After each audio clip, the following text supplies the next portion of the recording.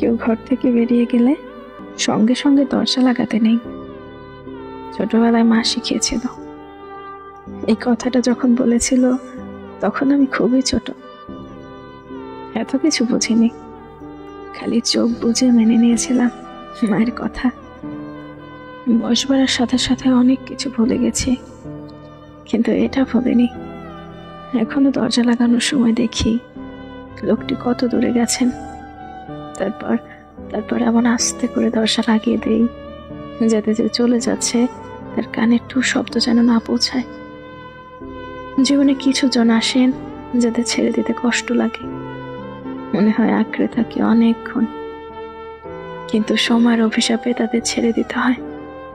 ছেড়ে দিয়ে শেষ অবধি দেখি পিছনে ফিরে সে তাকায় কিনা, ক্রন্দনরত চোখে আর একটু থাকার আকুতি লুকিয়ে আছে কিনা। তখন আর দরজা লাগাই না, শুধু তার চলে যাওয়া দেখি।